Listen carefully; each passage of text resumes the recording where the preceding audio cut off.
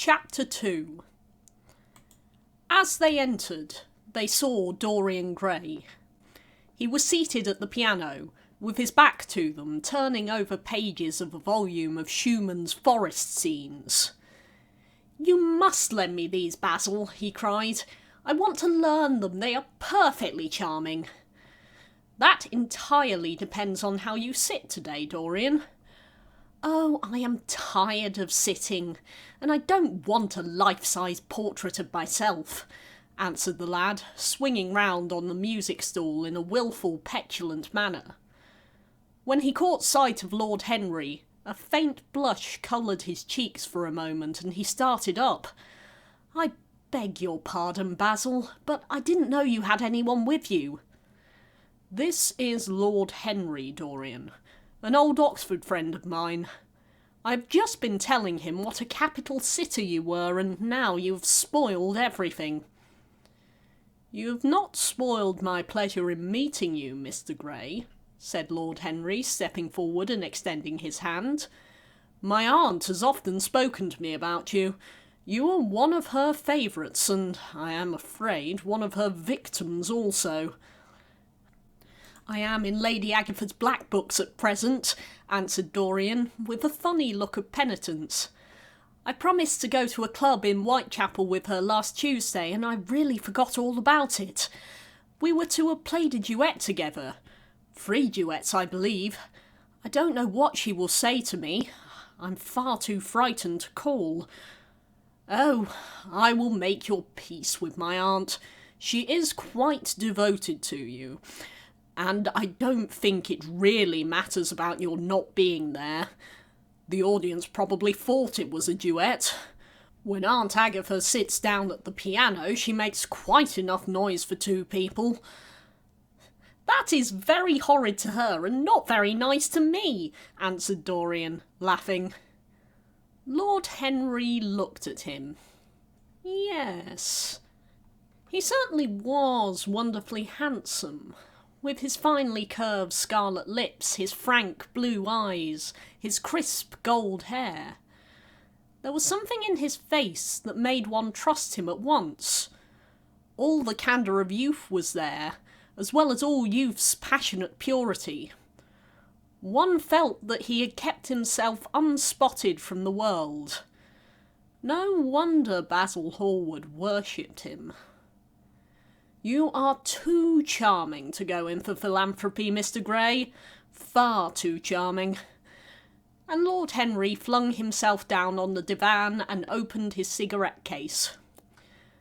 The painter had been busy mixing his colours and getting his brushes ready. He was looking worried, and when he heard Lord Henry's last remark, he glanced at him, hesitated for a moment, and then said, "Harry, I want to finish this picture today.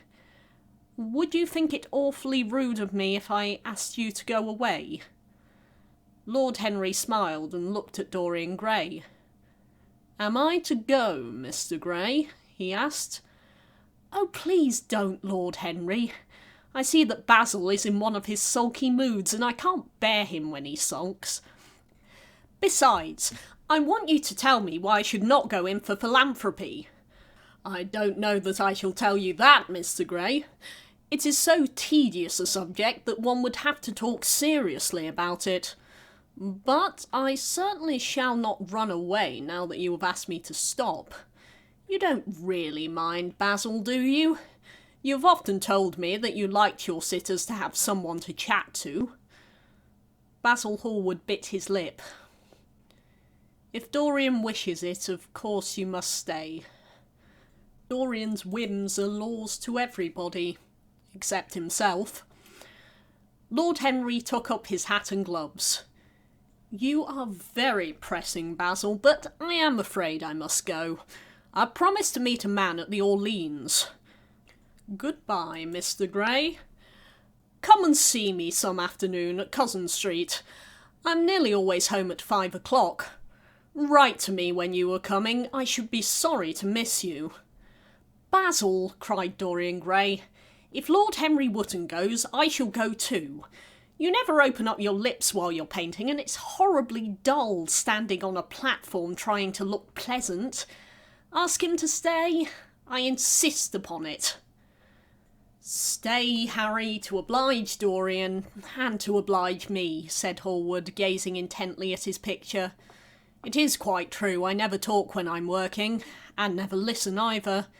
It must be dreadfully tedious for my unfortunate sitters. I beg you to stay." "But what about my man at the Orleans?" The painter laughed. "I don't think there will be any difficulty about that. Sit down again, Harry. And now, Dorian, get up on the platform and don't move about too much, or pay attention to what Lord Henry says. He has a very bad influence over all his friends, with the single exception of myself." Dorian Gray stepped up onto the dais with the air of a young Greek martyr, and made a little moo of discontent to Lord Henry, to whom he had rather taken a fancy. He was so unlike Basil. They made a delightful contrast. And he had such a beautiful voice. After a few moments, he said to him, "Have you really been a bad influence, Lord Henry? As bad as Basil says?" "There is no such thing as a good influence, Mr. Gray. All influence is immoral. Immoral from the scientific point of view." "Why?" "Because to influence a person is to give him one's own soul. He does not think his natural thoughts or burn with his natural passions. His virtues are not real to him. His sins, if there are such things as sins, are borrowed. He becomes an echo of someone else's music, an actor of a part that has not been written for him. The aim of life is self-development. To realise one's nature perfectly, that is what each of us is here for. People are afraid of themselves nowadays. They have forgotten the highest of all duties, the duty that one owes to oneself. Of course they are charitable, they feed the hungry and clothe the beggar, but their own souls starve and are naked. Courage has gone out of our race. Perhaps we've never really had it. The terror of society, which is the basis of morals, the terror of God, which is the secret of religion, these are the two things that govern us. And yet... Just turn your head a little more to the right, Dorian, like a good boy, said the painter, deep in his work and conscious only that a look had come into the lad's face that he had never seen there before.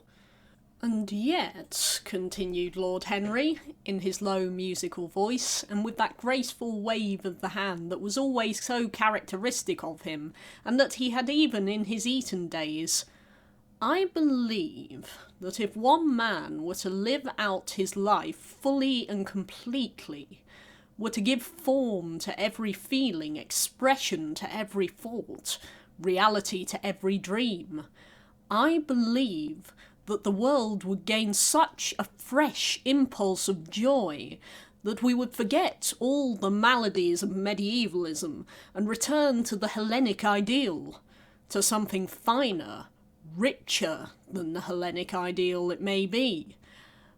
But the bravest man among us is afraid of himself. The mutation of the savage has its tragic survival in the self-denial that mars our lives. We are punished for our refusals. Every impulse that we strive to strangle broods in the mind and poisons us. The body sins once, and has done with its sin, for action is a mode of purification. Nothing remains then but the recollection of a pleasure, or the luxury of a regret. The only way to get rid of a temptation is to yield to it. Resist it, and your soul grows sick with longing for the things it has forbidden to itself, with desire for what its monstrous laws have made monstrous and unlawful. It has been said that the great events of the world take place in the brain. It is in the brain, and the brain only, that the great sins of the world take place also. You, Mr. Gray, you yourself with your rose-red youth and your rose-white boyhood, you have had passions which have made you afraid, thoughts that have filled you with terror, daydreams and sleeping dreams whose mere memory might stain your cheek with shame. Stop, faltered Dorian Gray. Stop, you bewilder me. I don't know what to say. There is some answer to you, but I cannot find it. Don't speak. Let me think. Or rather, let me try not to think. For nearly 10 minutes he stood there motionless, with parted lips and eyes strangely bright. He was dimly conscious that entirely fresh influences were at work within him, yet they seemed to him to have come really from himself. The few words that Basil's friend had said to him, words spoken by chance no doubt and with wilful paradox in them, had touched some secret chord that had never been touched before, but that he felt was now vibrating and throbbing to curious pulses. Music had stirred him like that. Music had troubled him many times. But music was not articulate. It was not a new world, but rather another chaos that it created in us. Words. Mere words. How terrible they were. How clear and vivid and cruel. One could not escape from them. And yet, what a subtle magic there was in them. They seemed to be able to give a plastic form to formless things, and to have a music of their own as sweet as that of the viol or lute. Mere words.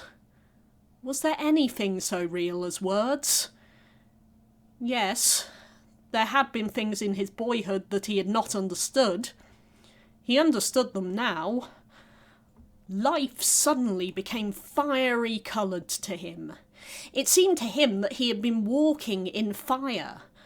Why had he not known it? With his subtle smile, Lord Henry watched him. He knew the precise psychological moment when to say nothing. He felt intensely interested. He was amazed at the sudden impression that his words had produced, and remembering a book he had read when he was 16, a book which had revealed to him much that he had not known before, he wondered whether Dorian Gray was passing through a similar experience. He had merely shot an arrow into the air. Had it hit the mark? How fascinating the lad was! Hallward painted away with that marvellous bold touch of his, that had the true refinement and perfect delicacy that, in art at any rate, comes only from strength. He was unconscious of the silence. "Basil, I am tired of standing," cried Dorian Gray suddenly. "I must go out and sit in the garden. The air is stifling here." "My dear fellow, I'm so sorry. When I'm painting I can't think of anything else. But you never sat better. You were perfectly still, and I have caught the effect I wanted. The half-parted lips and the bright look in the eye. I don't know what Harry has been saying to you, but he has certainly made you have the most wonderful expression. I suppose he's been paying you compliments. You mustn't believe a word that he says." "He has certainly not been paying me compliments.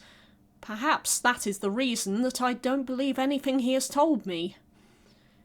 "You know you believe it all," said Lord Henry, looking at him with his dreamy, languorous eyes. "I will go out into the garden with you. It is horribly hot in the studio. Basil, let us have something iced to drink. Something with strawberries in it."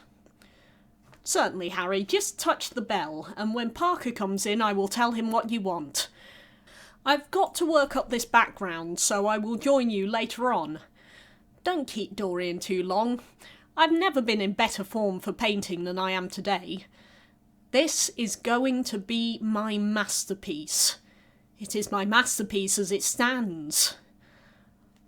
Lord Henry went out into the garden and found Dorian Gray burying his face in the great cool lilac blossoms, feverishly drinking in their perfume as if it had been wine.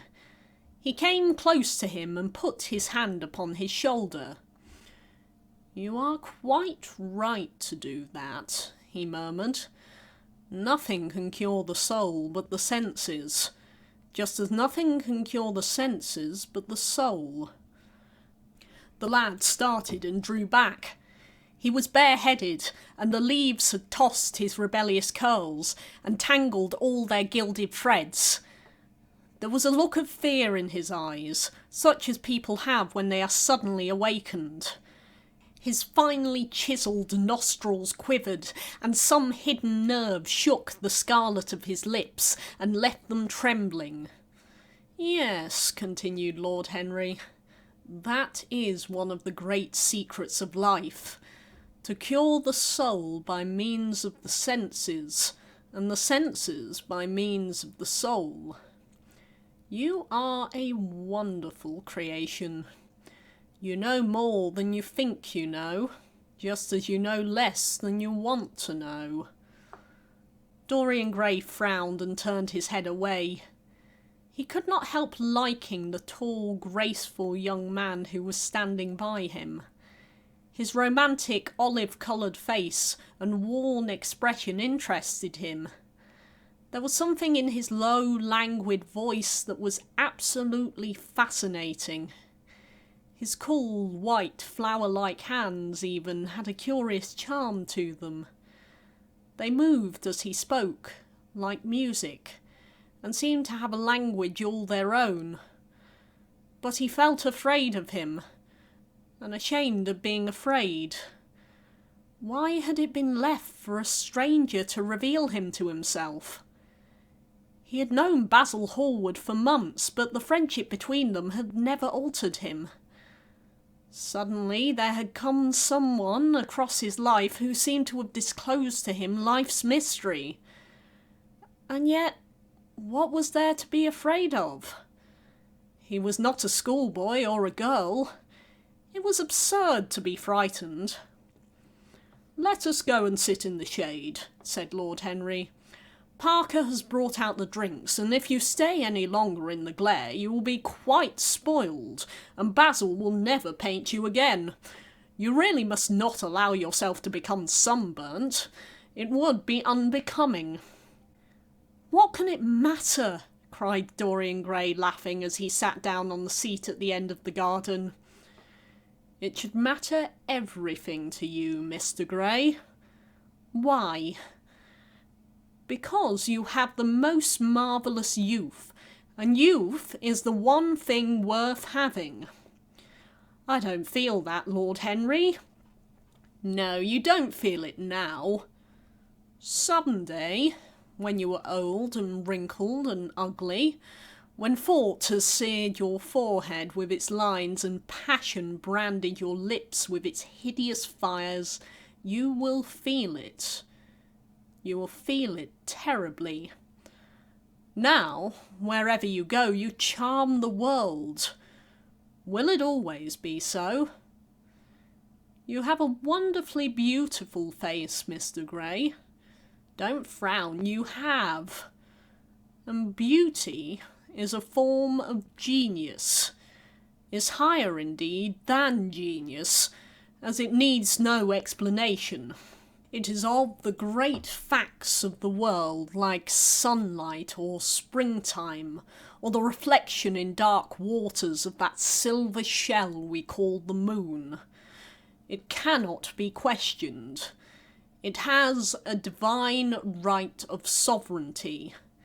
It makes princes of those who have it. You smile? Ah, when you have lost it, you won't smile. People say sometimes that beauty is only superficial. That may be so, but at least it is not so superficial as thought is. To me, beauty is the wonder of wonders. It is only shallow people who do not judge by appearances. The true mystery of the world is the visible, not the invisible. Yes, Mr. Gray, the gods have been good to you. But what the gods give, they quickly take away. You have only a few years in which to live really, perfectly, and fully. When your youth goes, your beauty will go with it, and then you will suddenly discover that there are no triumphs left for you, or have to content yourself with those mean triumphs that the memory of your past will make more bitter than defeats. Every month as it wanes brings you nearer to something dreadful. Time is jealous of you, and wars against your lilies and your roses. You will become sallow and hollow-cheeked and dull-eyed. You will suffer horribly. Realise your youth when you have it. Don't squander the gold of your days listening to the tedious, trying to improve the hopeless failure, or giving your life away to the ignorant, the common and the vulgar. These are the sickly aims, the false ideals of our age. Live. Live the wonderful life that is in you. Let nothing be lost upon you. Be always searching for new sensations. Be afraid of nothing. A new hedonism. That is what our century wants. You might be its visible symbol. With your personality, there is nothing you could not do. The world belongs to you for a season. The moment I met you, I saw you were quite unconscious of what you really are, of what you really might be. There was so much in you that charmed me, and I felt I must tell you something about yourself. I thought how tragic it would be if you were wasted. For there is such little time that your youth will last. Such a little time. The common hill flowers wither, but they blossom again. The laburnum will be as yellow next June as it is now. In a month there will be purple stars on the clematis, and year after year the green night of its leaves will hold up its purple stars. But we never get back our youth. The pulse of joy that beats in us at 20 becomes sluggish. Our limbs fail, our senses rot. We degenerate into hideous puppets, haunted by the memory of the passions of which we were too much afraid, and the exquisite temptations that we had not the courage to yield to. Youth! Youth! There is absolutely nothing in the world but youth. Dorian Gray listened, open-eyed and wondering. The spray of the lilac fell from his hand upon the gravel. A furry bee came down and buzzed round it for a moment. Then it began to scramble all over the oval, stellated globe of the tiny blossoms. He watched it with that strange interest in trivial things that we develop when things of high import make us afraid, or when we are stirred by some new emotion for which we cannot find expression, or when some thought that terrifies us lays sudden siege to the brain and calls on us to yield. After a time the bee flew away. He saw it creeping into the stained trumpet of a Tyrian convolvulus. The flower seemed to quiver, and then swayed gently to and fro. Suddenly the painter appeared at the door of the studio, and made staccato signs for them to come in. They turned to each other and smiled. "I'm waiting," he cried. "Do come in, the light is quite perfect, and you can bring your drinks." They rose up and sauntered down the walk together. 2 green and white butterflies fluttered past them, and in the pear tree at the corner of the garden, a thrush began to sing. "You are glad to have met me, Mr. Gray," said Lord Henry, looking at him. "Yes, I am glad now. I wonder, shall I always be glad?" "Always? That is a dreadful word. It makes me shudder when I hear it. Women are so fond of using it. They spoil every romance by trying to make it last forever. It is a meaningless word too. The only difference between a caprice and a lifelong passion is that the caprice lasts a little longer." As they entered the studio, Dorian Gray put his hand upon Lord Henry's arm. "In that case, let our friendship be a caprice," he murmured, flushing at his own boldness, then stepped up on the platform and resumed his pose. Lord Henry flung himself into a large wicker armchair and watched him. The sweep and dash of the brush on the canvas made the only sound that broke the stillness, except when, now and then, Hallward stepped back to look at his work from a distance. In the slanting beams that streamed through the open doorway, the dust danced and was golden. The heavy scent of the roses seemed to brood over everything. After about a quarter of an hour, Hallward stopped painting, looked for a long time at Dorian Gray, and then for a long time at the picture, biting the end of one of his huge brushes and frowning. "It is quite finished," he cried at last, and stooping down he wrote his name in long vermilion letters on the left-hand corner of the canvas. Lord Henry came over and examined the picture. It was certainly a wonderful work of art, and a wonderful likeness as well. "My dear fellow, I congratulate you most warmly," he said. "It is the finest portrait of modern times. Mr. Gray, come over and look at yourself." The lad started as if awakened from some dream. "Is it really finished?" he murmured, stepping down from the platform. "Quite finished," said the painter. "And you have sat splendidly today. I am awfully obliged to you." "That is entirely due to me," broke in Lord Henry. "Isn't it, Mr. Gray?" Dorian made no answer, but passed listlessly in front of his picture and turned towards it. When he saw it, he drew back, and his cheek flushed for a moment with pleasure. A look of joy came into his eyes, as if he had recognised himself for the first time. He stood there motionless and in wonder, dimly conscious that Hallward was speaking to him, but not catching the meaning of the words. The sense of his own beauty came on him like a revelation. He had never felt it before. Basil Hallward's compliments had seemed to him to be merely the charming exaggeration of friendship. He had listened to them, laughed at them, and forgotten them. They had not influenced his nature. Then had come Lord Henry Wotton, with his strange panegyric on youth, his terrible warning of its brevity.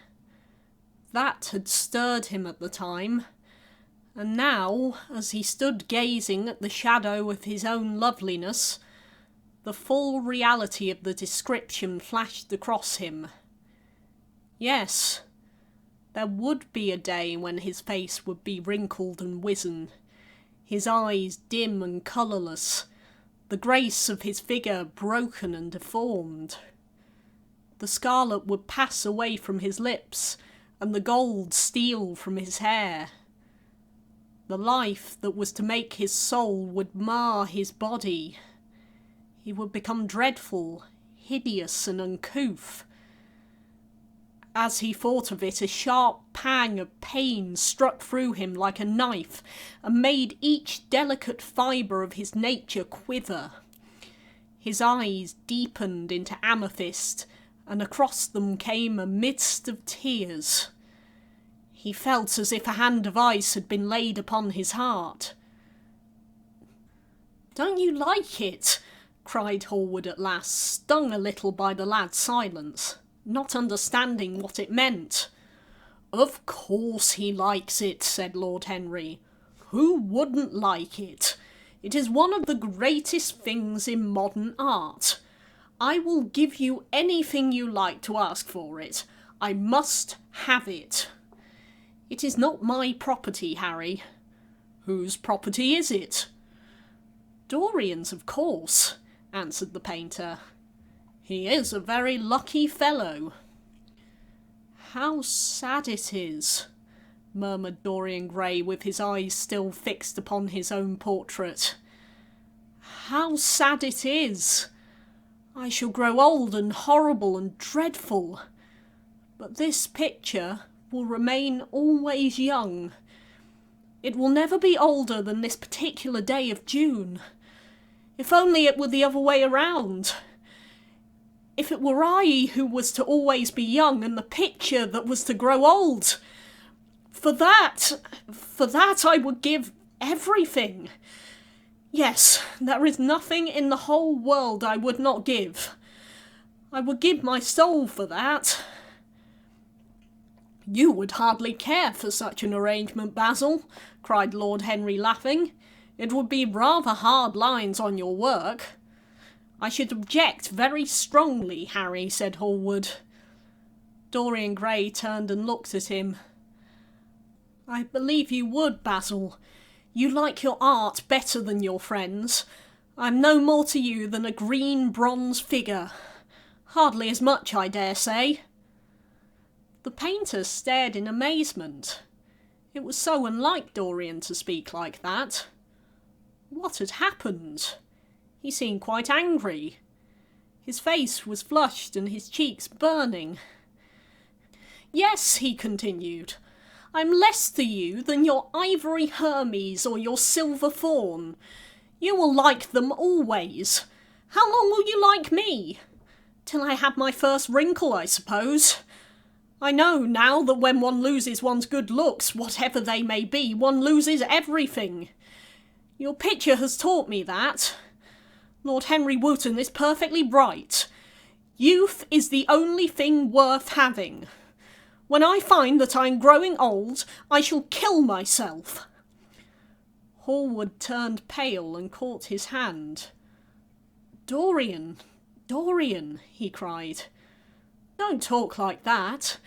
I've never had such a friend as you, and I shall never have such another. You are not jealous of material things, are you? You who are finer than any of them. I am jealous of everything whose beauty does not die. I am jealous of the portrait you have painted of me. Why should it keep what I must lose? Every moment that passes takes something from me and gives something to it. Oh, if only it were the other way! If the picture could change and I could be always what I am now! Why did you paint it? It will mock me some day, mock me horribly." The hot tears welled into his eyes. He tore his hands away, and, flinging himself on the divan, buried his face in the cushions, as though he were praying. "This is your doing, Harry," said the painter bitterly. Lord Henry shrugged his shoulders. "It is the real Dorian Gray. That is all. It is not. If it is not, what have I got to do with it?" "You should have gone away when I asked you," he muttered. "I stayed when you asked me," was Lord Henry's answer. "Harry, I can't quarrel with my two best friends all at once, but between you both you have made me hate the finest piece of work I have ever done, and I will destroy it. What is it but canvas and colour? I will not let it come across our free lives and mar them."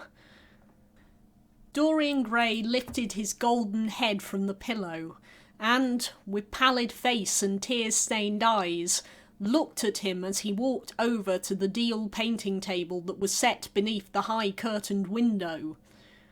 What was he doing there? His fingers were straying about among the litter of tin tubes and dry brushes, seeking for something. Yes, it was for the long palette knife with its thin blade of live steel. He had found it at last. He was going to rip up the canvas. With a stifled sob, the lad leaped up from the couch and, rushing over to Hallward, tore the knife out of his hand and flung it to the end of the studio. "Don't, Basil, don't!" he cried. "It would be murder!"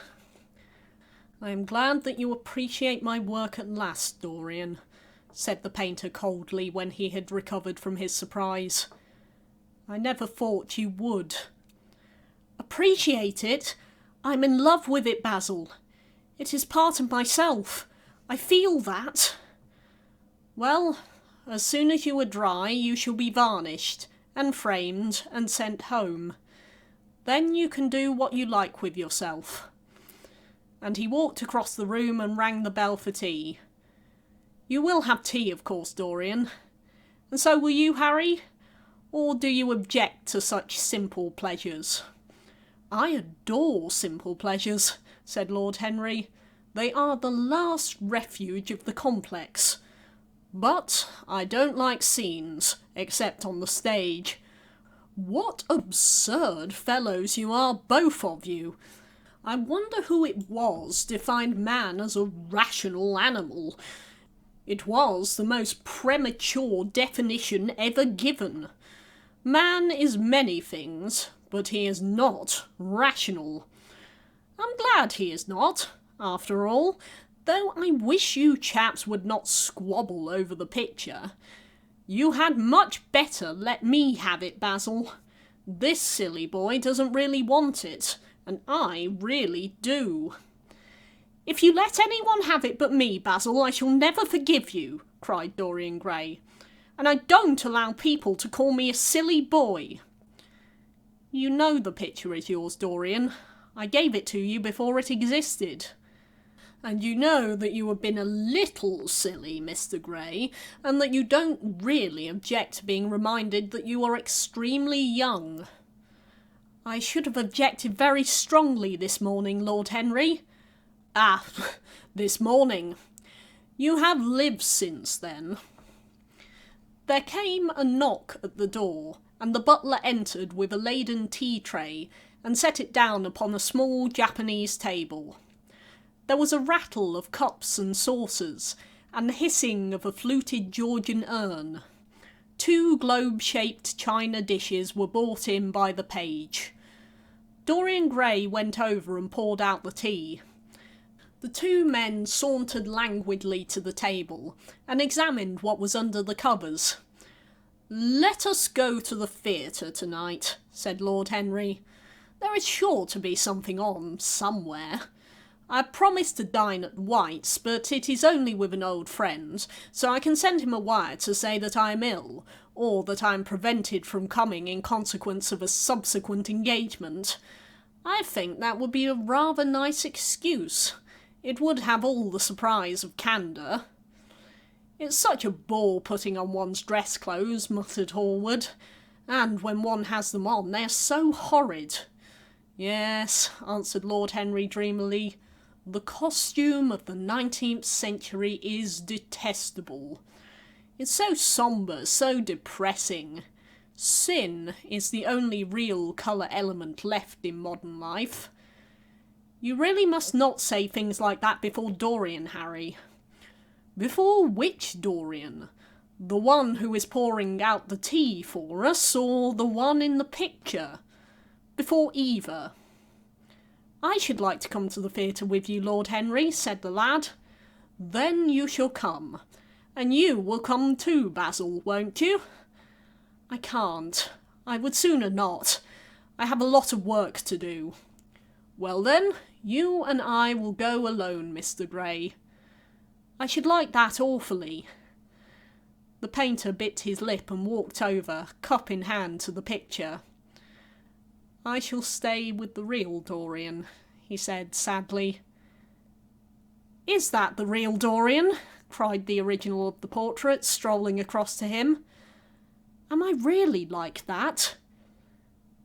"Yes, You were just like that. How wonderful, Basil! At least you were like it in appearance. But it will never alter, sighed Hallward. That is something. What a fuss people make about fidelity, exclaimed Lord Henry. Why, even in love it is purely a question for physiology. It has nothing to do with our own will. Young men want to be faithful and are not. Old men want to be faithless and cannot.